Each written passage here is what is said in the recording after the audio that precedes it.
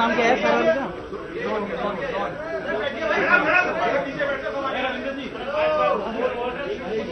कल अरे साहब सामने सर कुणाल भाई, कल विपक्ष की तरफ से सामने सर जाइए प्लीज। आरंभ में ये कहा गया कि रीमा जी पीछे जाओ। वो चर्चा चाहते हैं संसद के अंदर। सरकार की तरफ से कहा गया कि चर्चा चाहते हैं तो तुरंत चर्चा आरंभ की जाए। ये स्पष्ट हो गया सबके सामने कि विपक्ष चर्चा के लिए तैयार नहीं था, उनके पास कोई तथ्य नहीं थे। आज सुषमा जी ने एक लंबा भाषण दिया बीजेपी पार्लियामेंट्री पार्टी मीटिंग में, और जो संसद में बोलना चाहती हैं उसके संबंध में अपने कुछ तर्क सामने रखे थे। हम लोग तो चाहेंगे कि पूरा देश उस तर्कों को सुने और स्पष्ट हो जाएगा कि सच्चाई क्या है, क्योंकि ना विपक्ष की तैयारी है ना कोई तथ्य उनके पास हैं। तो आज उन्होंने एक रवैया बदल लिया है और ये कहा कि जांच करवाई जाए। जांच तब होती है जब किसी कानूनी प्रावधान का उल्लंघन हो, किसी लीगल प्रोविजन का उल्लंघन। बार बार हमने पूछा कि कृपया ये तो बतला दीजिए कि कौन सा कानून है जिसको उन्होंने वायलेट किया है जिसमें जांच हो सके, और किस प्रावधान में जांच होगी। इसका कोई उत्तर नहीं है। इसलिए यह स्पष्ट है कि सरकार इस पे चर्चा चाहती है कि पूरा देश तमाम तथ्यों को सुन सके और उसके बाद संसद की कार्रवाई ढंग से चले। बहुत महत्वपूर्ण जनहित के विषय हैं, कानून है जो संसद ने पास करने हैं, उसके बाद उनके ऊपर चर्चा हो पाए। Yesterday the opposition wanted a discussion on the issues. We immediately conceded to the discussion. पवन जी थोड़ा पीछे हो जाइएगा। But the opposition was not ready and they did not want a discussion. उसके बाद ये स्पष्ट हुआ कि उन्होंने अपना रवैया बदला, they changed their stance. Today they say let there be an investigation. Now investigations are held when there is some provision of law which is violated by a person.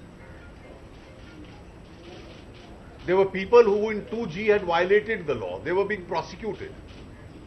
They had to be investigated. In the coal scam, people had to be investigated. Now nobody has been able to point out, despite repeated requests, as to which is the provision of law they allege that anyone has violated or the External Affairs Minister has violated. They are unable to point out. Today Sushma ji gave her elaborate reasoning before the parliamentary party meeting, and the whole party wants her to give this reasoning before the country. But obviously the opposition is weak on arguments, they are strong on disturbance. आज goods and services tax की report select committee ने रखी है और हम लोग चाहेंगे कि पूरे देश में ये जो क्रांतिकारी परिवर्तन है टैक्सेशन पॉलिसी में, इनडायरेक्ट टैक्सेस में, उसकी बहस संसद में तुरंत आरंभ हो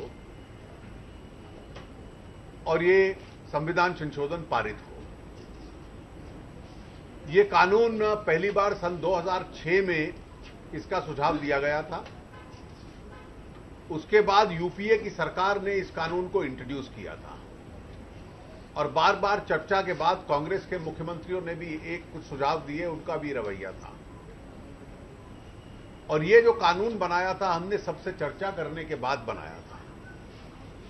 कांग्रेस काल के जो वित्त मंत्री थे और दोनों वित्त मंत्रियों के फाइल्स पे टिप्पणियां और ऑब्जर्वेशंस भी हैं जो पुरानी स्टैंडिंग कमेटी के सुझावों को स्वीकार करते हुए। आज जो कांग्रेस पार्टी ने सेपरेट डिसेंट नोट दिया है, it's hardly a dissent against the bill, it's a dissent against the Congress party's own proposals which were originally given. Alcohol को बाहर रखा जाए, यह 100% कांग्रेस के मुख्यमंत्रियों का कहना था और कांग्रेस के सांसद उनके मुख्यमंत्रियों के सुझाव के खिलाफ डिसेंट नोट दे रहे हैं। यह तो उनके भी बिल में था और जो भी सुझाव उन्होंने दिए हैं वो अपने बिल के खिलाफ, जो स्टैंडिंग कमेटी की रिकमेंडेशंस कांग्रेस के वित्त मंत्रियों ने स्वीकार की थी उसके खिलाफ, और कांग्रेस के मुख्यमंत्रियों के रवैये के खिलाफ रही है। और इसलिए इससे भी स्पष्ट है कि जीएसटी देश के अंदर एक सिंगल टैक्सेशन सिस्टम लागू करेगा। एक प्रकार से जितने गुड्स और सर्विसेज हैं पूरे देश के अंदर वो ट्रांसफर किए जा सकते हैं, सामान्य टैक्स होगा देश में।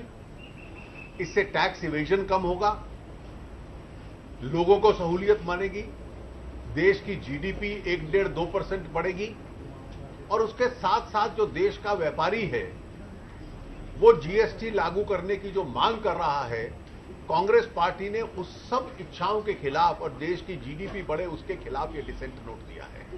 मैं उम्मीद करता हूं कि कांग्रेस पार्टी अपने इस गैर जिम्मेवाराना रवैये पर पुनः विचार करेगी। मैंने कभी ऐसा नहीं देखा कि कोई पॉलिटिकल पार्टी जो कानून खुद ही संसद में लाए हों, जो उनकी राज्य सरकारों ने समर्थन किया हो, उन्हीं सुझावों पे डिसेंट नोट दे दे। कांग्रेस ने कहा कि हम इस बिल का विरोध करेंगे, ऐसे में इस बिल को पारित करा पाना कितना मुमकिन होगा? देखिए, अगर कांग्रेस इसका विरोध करती है तो देश कांग्रेस का विरोध करेगा। देश का एक एक नागरिक और देश का एक एक व्यापारी कांग्रेस का विरोध करेगा, क्योंकि ये एक समन्वय और आम राय बनी थी पूरी बहुत लंबी चर्चा के बाद। कांग्रेस देश के विकास के खिलाफ है, ये डिसेंट नोट देने के बाद कांग्रेस ने इसको स्टैब्लिश किया।